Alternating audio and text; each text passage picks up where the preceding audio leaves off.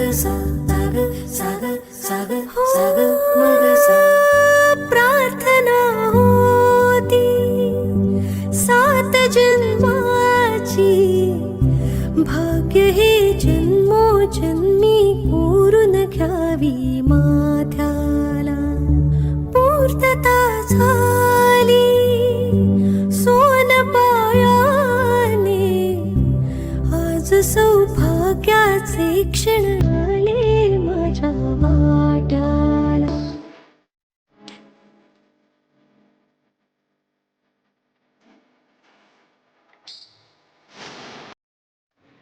Good morning to all. आज आहे Sunday, तर आज कुठेतरी फिरायला जायचं आम्ही प्लॅनिंग केलेलं आहे. मॉर्निंग एकदम फ्रेश आहे आणि आता वाजलेले आहे 10:30. तर विचार केला की आता आवरूया आणि कुठेतरी छान अशा मस्त ठिकाणी फिरायला जाऊया. काहीतरी नवीन एखादा छान असं मंदिर वगैरे किंवा असं एखाद्या स्पॉटला आपण जाऊ, असं आमचं कालच डिसाईड झालं होतं.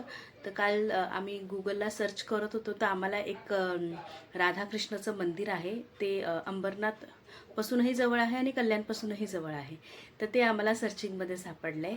तर आम्ही आता तयार होऊन मस्तपैकी त्या मंदिराकडेच निघालेलो आहे. तर आज मी तुम्हालाही ते मंदिर दाखवणार आहे आणि ते मंदिराची लिंकसुद्धा मी माझ्या डिस्क्रिप्शनमध्ये नक्की शेअर करेल. तर तुम्ही बघा आहे. आणि जास्त असं चर्चेत पण नाही आहे ते, म्हणजे असं खूप रेअरली असं त्याचं इन्स्टाला व्हिडिओ एक दिवशी बघितला होता मी. तर काल सर्च केलं तर तो सर्चिंगमध्येही लवकर सापडत नाही, पण मी नक्कीच त्याची लिंक बायोमध्ये देईल आणि त्याचं गुगलचं लोकेशन आहे ते पण मी त्याच्यात टाकेल. चला मग. कुठे चाललाय तू? हां, कुठे चालला? आम्ही नाही येत, जा तू एकट्याच. हा जा, एकट्याच जा तू. हो नाही येत आम्ही. हाँ भूल जाते ना. कुठे जाते ते तर सांग. अरे कुठे चालला ते तर सांग. चला गार्डनकडे.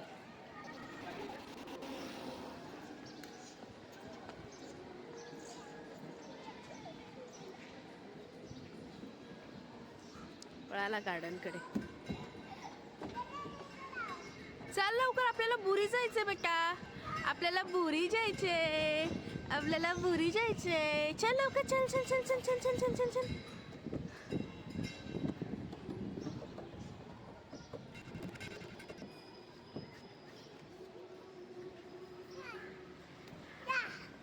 चला लवकर, चला लवकर जायचे आपल्याला. बाबा गेले,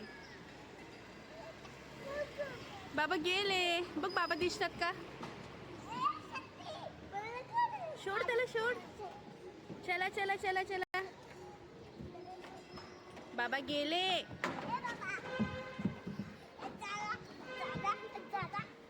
आपण आता मंदिराच्या एकदम जवळ आलेलो आहे आणि समोरच आपल्याला आता सुंदर असं मंदिर दिसत आहे. चला मग पाहूया आपण.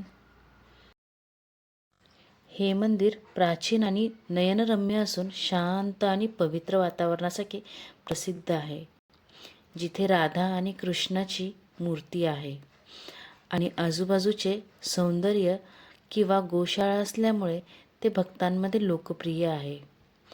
विशेषतः इंस्टाग्रामसारख्या सोशल मीडियावर या मंदिराचे सौंदर्य अनेकांनी शेअर केलेले आहे.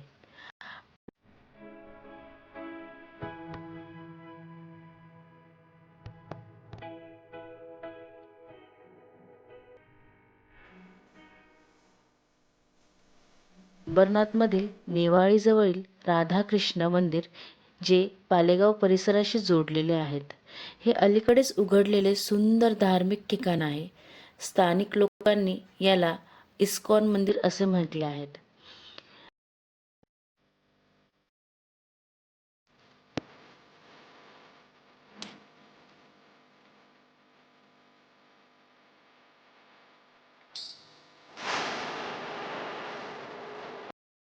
माझ्या प्रणतचा जन्म जन्माष्टमीच्या दिवशीच झाला होता. जणू त्या दिवशी आमच्या घरी श्रीकृष्णच आला होता. राधाकृष्णाची प्रेमकथा ही निस्वार्थ प्रेम आणि भक्ती आणि दैवी मिलन दर्शवते. राधाकृष्णाची प्रियसी आणि भक्त होती. त्यांचे नाते संसारिक विवाहाच्या पलीकडचे होते. राधाकृष्णाच्या प्रेमात इतकी रंगली होती की तिने आपल्या रंगातही बदल घडविले. त्यांची प्रेमकथा भारतीय संस्कृतीत प्रेमाचे प्रतीक मानली जाते. जिथं कृष्णाने बासरी वाजवून आणि राधेने दासी म्हणून सेवा करून त्यांच्या प्रेमाची अनोखी गाथा गायली. भगवान कृष्ण हे हिंदू धर्मातील एक प्रमुख देव, विष्णूचे 8वे अवतार, जे प्रेम, करुणा आणि संरक्षण यासाठी ओळखले जातात. त्यांच्या चित्रामध्ये ते बासरी वाजवताना गोपिकांसोबत किंवा राधासोबत दिसतात आणि विविध भारतीय कलाक्षेत्रे जसे की मधुबनी किंवा पारंपरिक चित्रांमध्ये आढळतात, ज्यात त्यांचे विविध अवतार आणि रूपे दर्शवली जातात, जसे की गोपाळ, माधव आणि केशव. अगदी सुंदर असे हे चित्र आहेत जे आपल्याला त्यांच्या पौराणिक कथांबद्दल आठवण करून देतात.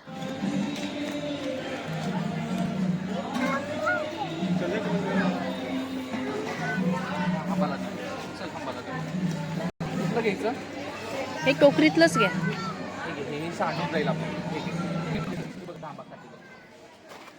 ये खाली.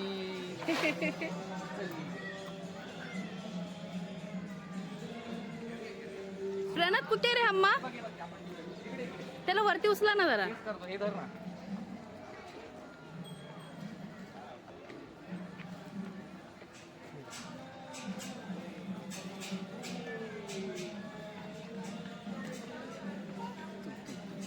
तू एकच.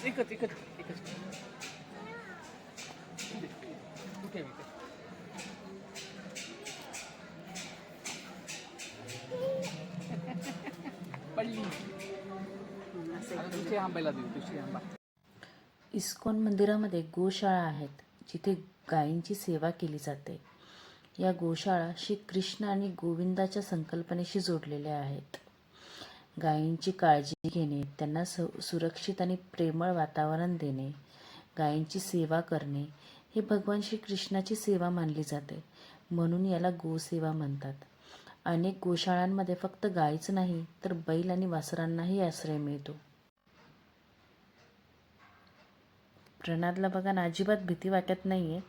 तो एकदम आरामात गायींच्या समोर जातोय. मलाच थोडीशी भीती वाटते.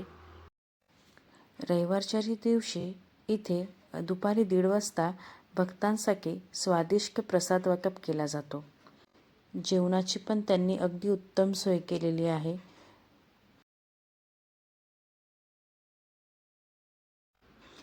प्रणादला असं मनसोक्त खेळायला मिळत नाही ना कधी मातीमध्ये, त्याच्यामुळे खेळतोय इथे असं छान. अशीच तुटलेली एक गाडी पण त्याला तिथं सापडली आणि ती गाडी घेऊन आता तिच्याबरोबरच किती वेळ झाला खेळतोय. अशा पद्धतीने आम्ही खूप छान आमचा दिवस घालवला आणि मंदिरही खूप सुंदर आहे. डिस्क्रिप्शनमध्ये मी लिंक नक्की शेअर करते. तसेच माझ्या चॅनलशी नेहमी कनेक्टेड राहा आणि जर माझं चॅनल अजून सबस्क्राईब केला नसेल तर नक्की सबस्क्राईब करा. थँक्यू.